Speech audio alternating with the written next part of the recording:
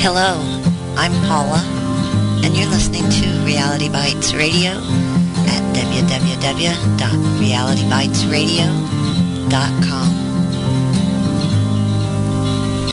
Hello, and thank you for coming to listen to Paula Live. My guest tonight is, and I put this on the board, Samantha Hill. Is that how you would like to be introduced? Yes, that's great. Yes, I'm Sam Hill. I realise it means something in America, doesn't it? So it's yeah. to be I was asking about that because I said, what a perfect name for social media and stuff like that. And my partner, who's also from Britain, said, that's unusual for someone in Britain to use that. But we're talking about a very serious subject today, and you are a writer for the UK Child Sex Abuse People's Tribunal. That's right, yes. It's a very serious subject, but so many people in the media seem afraid to deal with it. We were all at a meeting in London at the Commons, about 400 of us, on Wednesday, and there was only one little snippet in the newspaper, and we were quite disappointed about that, seeing as it's such a large-scale issue. So yes, thank you for having us. Yes, for speaking about it. The most serious subjects seem to be the ones on the tiny paragraph on the 7th page or something. Can you tell our audience a bit about the UK Child? I should call it by the UK CSAPT for short. Yes, that's a good way. And tell them a little bit about that, a little bit about you, and maybe how you got involved. Sure. Okay. Well, the People's Tribunal is something that's been going on throughout history. Bertrand Russell, the International War Crimes Tribunal, was in the 60s, and the people we've actually got working for us have been involved in the Iran Tribunal, and they know exactly how it works. Several solicitors. And we've got two of the top QCs working on it with us as well, Michael Mansfield and John Cooper. And we're being led by them in the right direction of all the procedures at the moment, even though we've not had all that much publicity. I mean, none of this has had that much publicity recently. I mean, as much as we would want, and any progress anyway with the government, which is what we really need. I came into it. It was a bit of an amazing story, really. 6 months ago. I wrote my book 4 or 5 years ago, An Oath to Hell, which is about sex abuse being covered up by institutions. An Oath to Hell. Yeah. And where can we get that book, real quick? Oh well, it's on Amazon. It's international, and can be bought from Amazon. And it's An Oath to Hell by Sam Hill. But it explains the institutions and my experience of them since a teenager, trying to survive in Britain, really, and explain myself. And how people turn away, how people want to just pat you on the head and, quieten you down. And it's the institutional attitudes that we have here. People really... I don't know. They think they're doing their job. If they serve, who's paying them? And it should be the other way around. They should be serving, they're doing service for the people. Absolutely. And the children that we're talking about are in a child protective service type of situation. And that's why they're in these institutions. They are some just homeless, or do they have mental challenges? Or is there a variety? Sometimes mental health, because when you've been sort of when you've experienced something extreme, especially as a child, you can't sort of assimilate with what's going on around you as easily as other people, and it separates you whether you like it or not. It's very difficult for it not to, and it's not. It does get pushed into mental health categories, and it really shouldn't do, because it covers up so many things. The mental health diagnosis. I think it's wrong. It's very limiting, and it's a bit of a lazy way of judging. I certainly agree. It seems to be a catch-all to medicate anymore, and I don't know. In the States, I know in the States, children that are in state custody, per se, are children that have been through a lot. The majority, and to label that a mental diagnosis is really unfair for the child, and it branches into other things. But is Right. there a particular story that started this all happening? Well, Is there a recently, case? oh well, when I've become involved with this group I'm with now, it's 6 months ago I got in contact with Teresa Cooper, who wrote Trust No One. She's quite a well-known writer, and she was in she received medication to huge alarming levels while she was in care, and she's been in the newspapers and the news recently. Oh my But she took gosh, me that under her happens a wing. lot. Yeah, one night I was tweeting away because there'd been so much publication on the news about abuse, and I thought, wow, this is amazing. You suddenly realise you're not alone, that it's been going on across the nation in large amounts. You think, in some ways, that's awfully tragic, but in some ways you feel, wow, I'm not alone. I can actually speak. So I did. I tweeted away for about 3 or 4 hours until the early hours of the morning, and Teresa was the only person who at that point spoke to me, and she took me under her wing, and I got to know the community on Twitter, and it's astonishing how quickly from that point it really grew, and people support each other. We're like a little family. There's some really, really good characters out there, and we formed a wonderful community. It is quite something. So if people want to find other people to sort of share their experience with, go on Twitter, CSA or CSA Inquiry or People's Tribunal, CSA PT, and you'll come across so many interesting people. And, it opened my eyes completely. And And from they're that looking point, to help yeah, people that yeah. have been in this situation. What they want you to do is to come forward. Definitely, because we've been silent for too long, and that's the most frustrating thing. You're almost a prisoner of your own voice because you almost dare not speak about certain things. It's taboo. But when you can, it's liberating. And it was also liberating to write the book because I took a part of something I was carrying away and put it somewhere else. Well, There are because many these different. survivors carry so much guilt that people don't realize innocent victims feel during all this too. So it is something that's really hard to talk about um, in so many different ways. It is. I mean, at the beginning stages for some people, they don't even understand. So, I mean, you're limited by not even you don't even have the vocabulary. And yes, it can be difficult to grow and just because other things in society subtly keep people down as well. The structure of society seems to actually just promote people more if they haven't experienced an awful lot in their childhood, if they can just keep their heads down and be part of the sort of more average, because we've got this tall poppy syndrome syndrome of people being different. We're quite judgmental in Britain, I think, and maybe it's in America too. And worldwide, I believe. Yeah, it must be. But yes, it makes it And bridges difficult. kind of from, I think, the class system and all, and the myth that this wouldn't happen, in upper level classes, which again we know is a myth. Yeah, it can But be almost more dangerous there, more toxic. Yeah.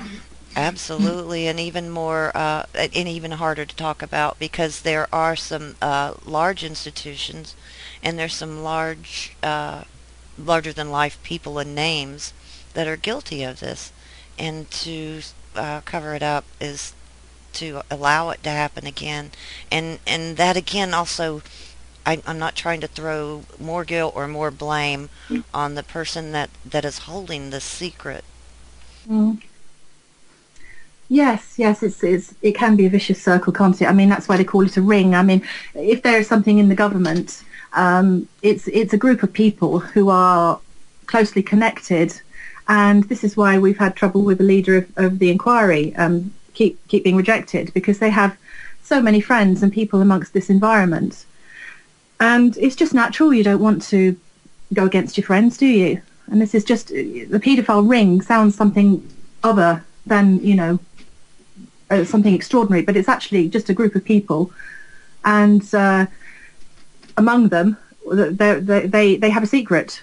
I'm not trying to lessen what it is. It's a dreadful thing, but it isn't something that's strange and mysterious. It's actually it's the dynamic of just human nature and relationships that people stick together, and this is the glue that in some of the higher echelons in society keeps these people really welded together, which is Well, for worrying. instance, true. For instance, that the football coach in the U.S.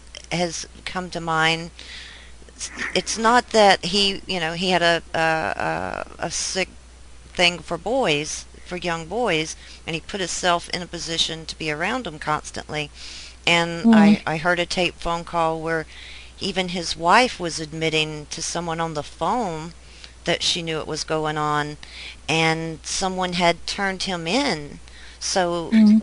higher ups knew that something was going on, and this is a high profile man with a high profile job, very powerful friends. He is so loved by the community. Mhm. Look how many years it took chiseling away for those secrets to be held. Yes, it's dreadful, and we still don't know in this country what to do with what's been going on within government. Pi is it's an astonishing thing. People can hardly, I think, really even believe it exists. But we're so kind of numb to all the traumas and the things that go on in the world nowadays. I think it's just one of many. But it's just when you think about it, how can some organisation only a couple of decades ago promote these things legitimately within government? It's astonishing. I still find it astonishing. I agree. Oh my goodness, what would you like people to Yeah. know? Do you need more help there? How Mm. can the listener help out?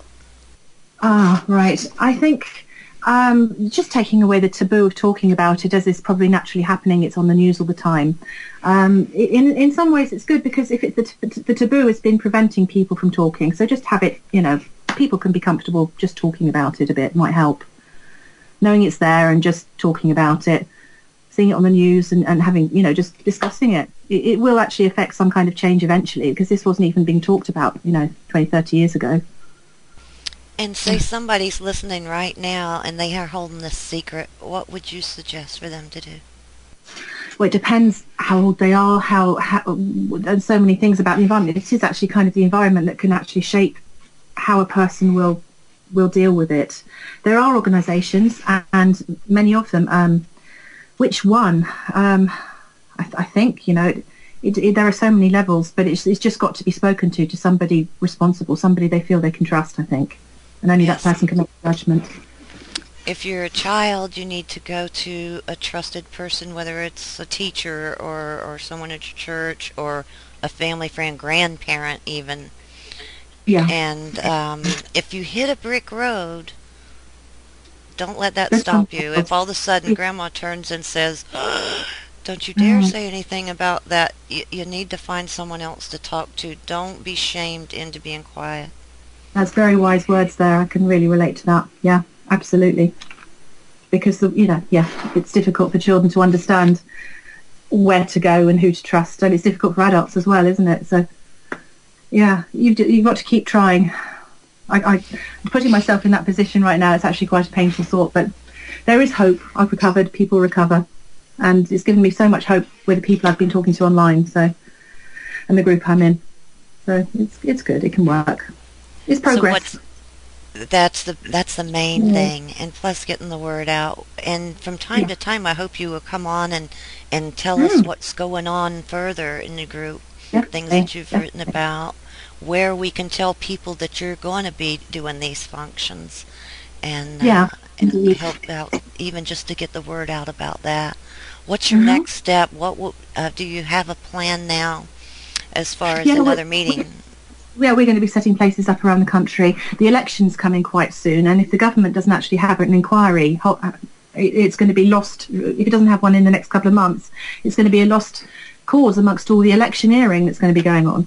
So, I mean, really, I hope something happens then. I mean, we're going to be the only thing to rely on, or I don't know what will happen. It'll be a delay of some kind if they don't make a decision and start finding a head for the inquiry and moving it on soon, the government inquiry. Um, it's quite tragic for the country, really, to have. I mean, basically, it's sort of. In some ways, it's enslaved such a large amount of the population, and it's the Prime Minister and people are just not discussing it. Where do people go? It's such a feeling of energy at the meeting we were at, but nobody has the perfect vehicle to take it forward. I think really we've all got to work together. To be Well, honest, I think that's what's got to happen. Do you think, especially now with the allegations against Prince Andrew in the Florida court, Mm. that there would be an almost pressure to report on anything but these types of scandals? Yes, because they're trying to detract, aren't they? They're trying to find celebrities or people that are away from, yeah, government. But they're all doing it. It's quite amazing, really. The BBC is looking for people outside the BBC. The government is perhaps looking for people outside. It's a lot of things being thrown around, and hopefully Oh, it'll yes. raise some of it up into the surface to be seen. I Yeah. do too. I find that when something like that happens, a celebrity comes out or someone in a really high position, it comes out that there are allegations of this type of abuse. It also opens up the doors. It's got stops people from, I guess I want to say, putting a wall on what has happened in the past. You deal with it and you're going through your life and all of a sudden you see this television show and allegations like this come out, and that door opens and this comes out, and this is really a good time to talk to somebody. Definitely, and I think it's just talking is so important. That there are, well, it's been kept quiet by establishments. We were talking a lot in the House of Commons on Wednesday. The people were talking about how it was the insurance companies within the children's homes that were actually preventing and protecting and covering up. It was connected to the insurance policy. Oh my goodness, Yeah. it makes perfect sense. No, It never even occurred to me, no, because they're the neither. ones that pay out if a Hmm. lawsuit for libel comes out. But the main thing would be the criminal prosecution as far as monetary. I know they have to look at it both ways, but Yeah. insurance Yes, companies, I know. Yes, there has to be some recompense. There has to be some acknowledgement, and this is where we're coming in with the People's Tribunal. I mean, we can provide that. We can make it a legitimate, powerful organisation. But I mean, really, I think people want the government to do it. It's their duty. It's their job. And if they negate that, then it's negligent. It's just totally negligent, really. And they're saying, that the large population, large numbers of people in this country just don't matter. I mean, that's how it feels. Um, if you feel like your citizenship really doesn't mean anything. I feel complete. I mean, I personally, with the government not providing much, I feel very let down. So I'm sure other absolutely. people do. You find that in almost any branch of problem that you can have. You think that these safeguards are set up. You think there's a protection in place, and once you actually start to act on it, you find that you got a lot of red tape, and you're going nowhere fast. And I hope. I hope your next. When is your next one? Oh, you just said that you guys are planning to hit different cities and hit different Yes, all around the places. country. Yeah, we are. We're in the process of getting that set up. Yeah, we're doing that now. So Absolutely. Well, yeah, we'll make that known to people publicly. It'll be in the papers, and people will know when it happens. and I'd like to mention it on my show too, if we may, or on Reality Bytes Radio, and see if we can get some more attention over there for you. If we can help That's at great. all, that would be great. Is Okay, there anything thanks. else you'd like us to know about the organization? Um, well, I'm sure there's a lot. Um, it's just, I think it's just about being free to speak, and I think that's what we're trying to encourage right now as a group. The whole feeling amongst us all the survivors, is just encouraging people to speak and feel comfortable speaking, which is what you've given me the opportunity to do. So I'm grateful for that too. Oh, Yeah. I'm so glad you came out. It's so important. I have faces and names I'm thinking of as I do this. And also, I worked in with foster care for a while. I ended up taking in, go ahead and adopting the children. But I see what's available for them out there, and it's a scary world because predators will put themselves into the types of jobs where they can prey on the easiest victims, and that is always the children and always the poorest Yeah, it is among correct. us. And there needs to be some kind of safeguards. And you hear them say, okay, there's so many workers to every child, and it's just not enough. We Mm. were talking the other night. The cameras and the safeguard and the system at the bank for the money. Our most valuable thing we have is our future. It's our children. Mm. And Yes. why aren't the country's children, UK, US, worldwide, as Mm. valuable to protect as that money? I've got, in my personal opinion, I've just got a nasty feeling that for the rich and the powerful, the morality that they have or they don't have, they want this abundance of human traffic. To be honest, I know it's a shocking thought. I think that's the way they want their world to be. Everyone else I confused and agree. struggling. Yeah. I agree. You're too busy making your paycheck and getting the kids where they need to go, plus the school and everything to pay attention. And then Mm. when you do find something, you've got to work that into your schedule. If you are upset enough about it to get out and march, go to a meeting, hand out flyers, anything, or to Yeah. even get up and speak, or come on a radio station and let the world know. Yes, that's true. And we should reward whistleblowers, and we should actually find a way of rewarding people who please the people they're serving in the social services or whoever. If they are liked and reported as doing well by the people that they're serving, not just fulfilling quotas for their employee, that would be a change if it's That's a possible. great idea. I like the way that sounds. A reward, and the same goes for people that aren't pleasing, that aren't doing their job. I don't know how many Yeah. meetings you could see, even televised live. Cable's an amazing thing. You can get just about any city or government meeting, and there's three or four people asleep, Yeah, and don't even care there's a camera on, and anyone can tune in and see that. Well, that would that guy having a job next year would be mm, could be worked out there. Yeah, yeah, wiped really. out. There would be no actual.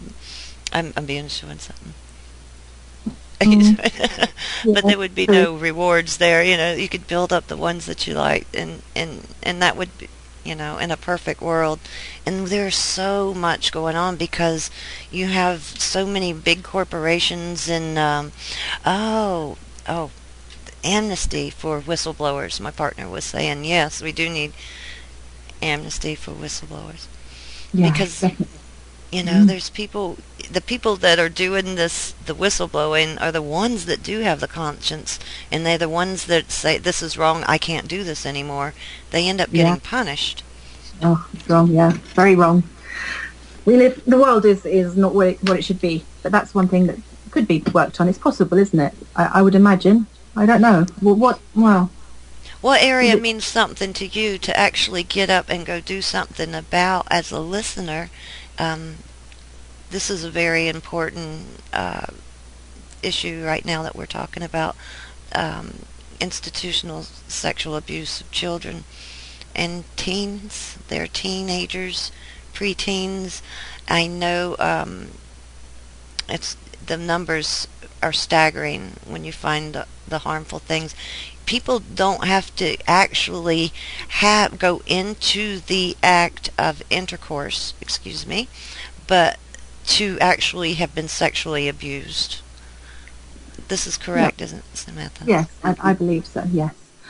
Yeah. There's many other forms, I imagine, and yeah. But it's survival is the thing. I think we sometimes dwell on victimhood. We all know how dreadful things can be if we look at them in the face, if we dare to. But there's also so much survival and spirit of survival, and it's pretty strong. It's stronger than what defeats you.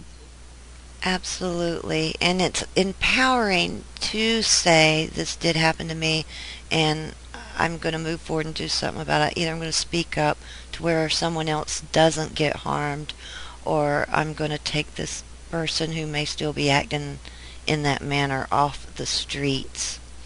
Yeah. Yeah, that's true. Very true. Yes. Well, let's go to a song right now, and you guys stick around.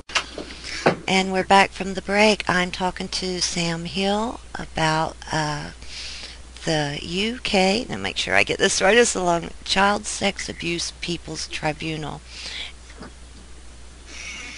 And Yeah. welcome back, Sam. Hi. Well, I was talking to you in the break about London and the House of Commons and 400 people in there, and the feelings that were generated when we were hearing the speeches. It's just, I think people, it's almost like a warrior spirit. It's a lot of energy, and we don't quite know where to make a resolution with our energy. I think that's the thing. We want something to happen, but it is what can be a recompense? What is the final judgment? It's just, I know how much energy and how much good energy and determination a lot of these people have, and they're like they're almost like family members to me, and they're almost like they are, some of them are mini celebrities. Ian McFadden was there. He's brilliant. He's been on TV recently, and a lot of the people I've been speaking to for 6 months, I met them for the first time, and we were saying, oh, I know you because I've seen your picture, and maybe the picture was a bit different on Twitter, but you sort of been talking to them for a minute. He said, oh, I know who you are. It was an amazing experience in that sense. But it's just, what are we looking for, and what can we expect, I think, and are our expectations and hopes and our energy? Is it, can we make it into something achievable? And are the people working within institutions and working, the 9 to 5s, are they really able to deal with our energy and our outlook? I sometimes think it's too much for them. I don't think they know what to do. Butler Slosh, I can't pronounce her name, the leader who recently resigned from the CSA inquiry, and the previous Virginia Woolf, they were rejected by survivors, and in some ways, I don't think we were very appealing to them because we weren't on the same level, we weren't the same, and this is what we were struggling with, and I think maybe if they were honest, they would admit it too. But where do we find a resolution, I think, is a good question. And who's going to provide it? I don't think anyone has a magic wand. If we take a personal journey together, we become stronger. We make change just within ourselves and around us. Yeah, it can happen in that way. But if we want something huge and momentous, it's never going to be enough to replace, our own personal issues and our own personal, struggles. That's kind of what I'm thinking at the moment. What do you feel? Absolutely, and it does take a movement, just one voice in the right direction, and with those people standing over and over again in all these different venues trying to be heard, something good has got to come out of that. Someone's got to notice. If you're working in an institution, say, they put you under, say you're an employee there, and I have a son that is severely autistic, and a friend of mine worked in one of the institutions here that they say, well, I can't take care of my child anymore, and they put them into this place, and it was a total nightmare. They have this chain of command. I'll tell you about some of the things that she told me she saw there. Some of these children are very severe. They're not, they're pretty much a handful. And one little girl would self-injure to where someone had to be close all the time to make sure, just to pull her hands down from her hitting her ears and her eyes and her face. And which can be accomplished. It's a big deal, and that's why she was put there, because somebody needed to constantly be with her. Well, this particular girl that was working there went off for the weekend, came back, and the girl was gone. Well, she was in the hospital, and she had busted her eardrums. And she could think of the person who was on that shift at the time. It's like, why was this allowed? And she goes to certain channels, to turn this in. And in my opinion, there's times when you need to call a policeman. Maybe not in that situation. Maybe try your channels and see how they work. And after that, nothing's worth losing a job to allow something going on. I know it's hard in this economy. Mm. But if you know something, or even, you're just as guilty. The people that Yeah. didn't turn in Shane Mm. Dusky Hmm. and knew it was going on are just as guilty in my eyes as he is. Yeah. Mm. They have so many rules and regulations, don't they? And it almost just takes away the normal human responses to things. And I think that's also, it can be a problem, can't it? Because you have rules and regulations. You do this way, then you do that way, and then if it goes wrong, you can explain how it happened, and you can. But I mean, I just think sometimes when you're caring for people, the institutions can be very over-regulated, and when things do go wrong, they can regulate it themselves and make it seem like it's right. You just got to get the right people in the job, and they will naturally do the right things. And I don't know what's preventing, yeah, sometimes, of course, there are some right people in the job, and they do absolutely amazing, admirable work. But some of the wrong ones go in there with the qualifications and follow the system perfectly, and And they they. stay hidden somehow in between Mm, and never come to the forefront. There's no. another situation, because there was a boy that was 14 and was incontinent, and part of his day they wanted him to sit on the toilet, and she observed while a large lady continued to just slam him back against the toilet every time he got up.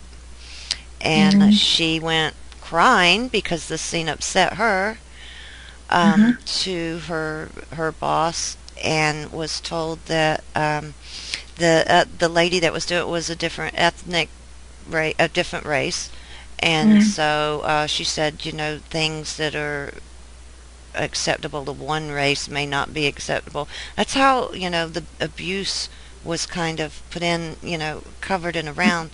mm, And the sad part is the place I'm talking about probably is one of the highest rated places. I didn't hear anything about any sexual abuse or improprieties like mm, that, but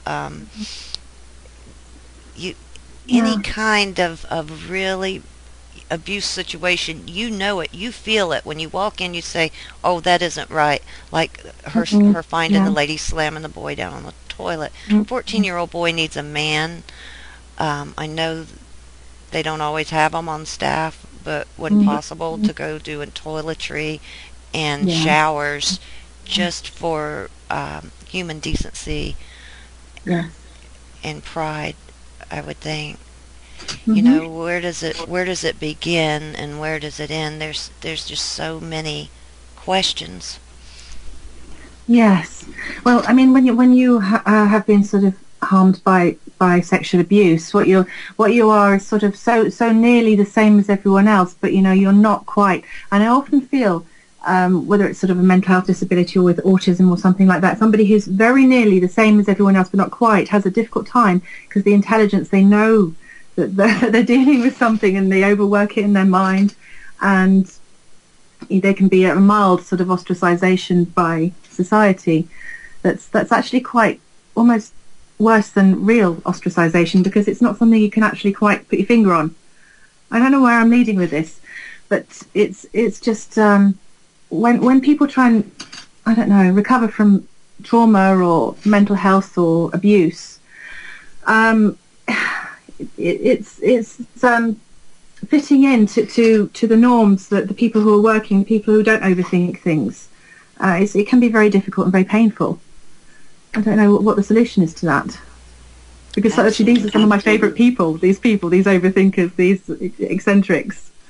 But they don't seem to fit into the work world, do they? Very easily. No, no, no, they don't. And it's a shame, really. It's almost, uh, would you say it was something inside of them that stops it, or something perceived by the outside world that puts that block Well, there? this is Do they it. invisibly think there's something wrong with them? There's something Mm, not like me. It's so subtle, isn't it? There's so many subtleties that people pick up on you don't even know, do you? I think it's actually other people, but that could just be me. It could be that other people within the workforce want people who have gone the straight and narrow and less eccentric, and they don't really want to employ people who are a little bit free thinking. I'm not sure. Some environments it's great, obviously. Yeah, Environments, well, but conform, follow orders, don't ask questions. You're our yeah. perfect guy. Mhm. Yeah, and that's what it seems to be wanted now more than ever is people to put their head down, nose to the grindstone, do your job, don't make waves, don't speak up, and because we were talking about this, a friend of my partner's, his name is Dave Eden, and he was a policeman in the UK for over 30 years, and he and another group are working on amnesty for whistleblowers for policemen.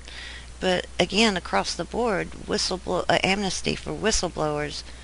Whistleblowers need to be taught and thought about differently than what they are perceived in the news and the press today. Mm. Yeah, Please, you know. definitely, definitely.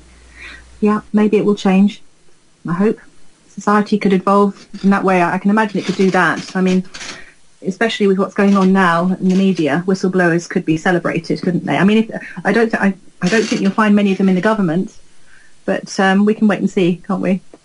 With any luck, it might That's happen. true. Or they give you this fear of, the government, this big evil Mm. entity will come down and take you off if you say anything about them. But Yeah.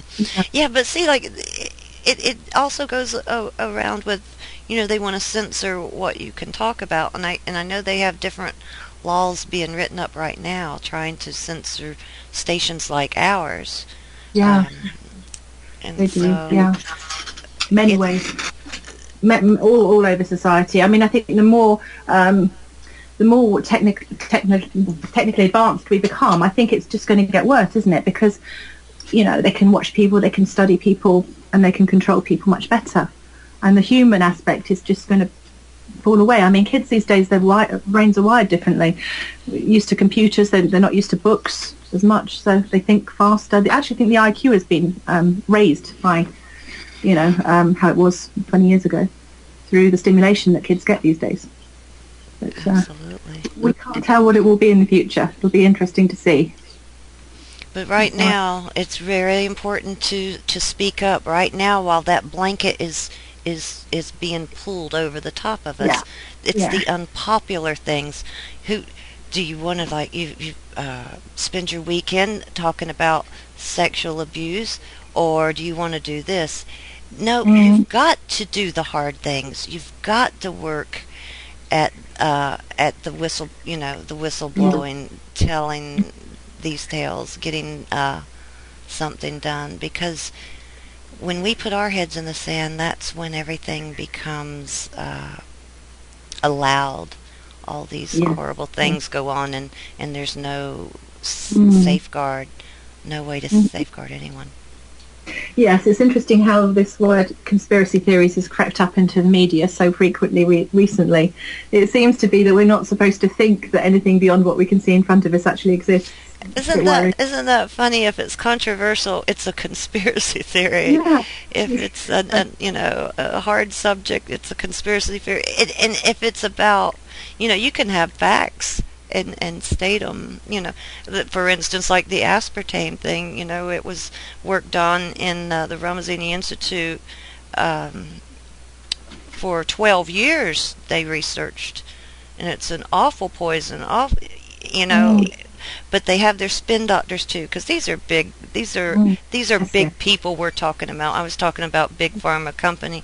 These are Hmm. big institutions. They have big government bodies. They would rather maybe let a few children be harmed rather than someone say it happened in their institution under their Yeah. watch. For goodness sake. Yeah. And that's what's sad. That's Yeah. when the institution in the way it looks is more important than the people it's supposed to be serving. They are supposed to serve the public, and it's turning out the other way around. Mm. Yeah. You can see how it could get a lot worse as well if people don't speak up. So yeah, we need to speak. Definitely. Absolutely. Well, is there anything else you'd like to say, Samantha? Well, No, not right got you now. on you. What? Yeah. Okay. Well, we'll go to a song, and I'll be back. See you in a bit. And we are back, and I'm here with Sam Hill, and we're talking about the UK the People's Tribunal.org.uk, and Samantha is going to tell us about institutions. Talk a little bit about institutions. Well, I think most institutions, they start off with a very good ethos and they have the right feeling to begin with. But sooner or later, when they get established, they become like establishments that dictate and follow a regime. And institutions, they work for processing people, but they don't actually work for people. I think even the one I'm with wants me to sign an agreement for libel and defamatory things. And that's going to happen next week. So a lot of the broadcasts and things I would have wanted to do. Oh, absolutely. Yeah, absolutely. On Sunday. And I got this one in quick. Yeah. So they start off with very good ethos.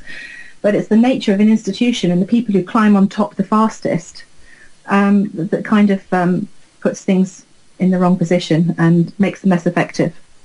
It's how they work, I believe. Absolutely. Do you think, okay, they see a need and they start out with a really good idea and a good heart, and then someone says this can make money or something? I mean, what changes from a nice safe place to, if you say something wrong, we're going to sue you if you point out that we've done something criminal? That's oh gosh. Yeah. That I stops think people coming right there, you know? exactly. And with people who've been abused, we have this, some of us have, it's quite common to have this thing about power and authority. It's not an issue with power and authority. It's the fact that we know it doesn't work. We've seen the face of power abuse, and we know probably more about it than the people who are actually working within these systems. They know how the system works, but systems process people, and people have experienced more of life. They know, well, I mean, I think a lot of people are just looking for a way to grow, aren't they, and express who they are within systems and institutions, and they're not really always designed for individuals, however much they say they are. Whenever you go to a school with your child, they say, we value the individual, we will nurture the individual. But I mean, really, how can they? How can any institution do that? It's got especially, to, well, yeah. yes, especially with the numbers that they're facing too. Do you or your organization have any safeguards that you would suggest that they do put in place?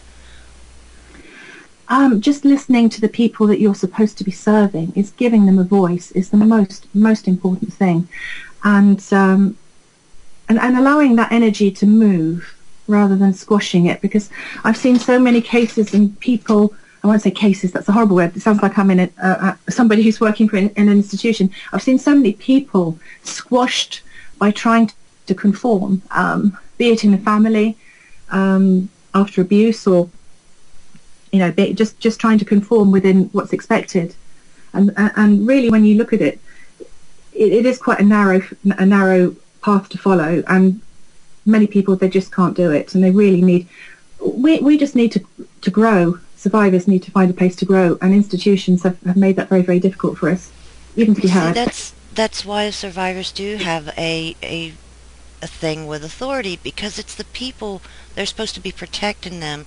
It's the higher ups, it's the authority over them that's hurting them. And so right away they learn to not trust any authority at all, which I think we should all question authority and raise our children in the same way. When you said listen, I thought about an autistic woman that was institutionalized in the state, and she was trying to tell the superiors there how the staff had abused another, what she called inmate there, another person there, and they kind of gave her this little kid smile and explained how that didn't happen where they were.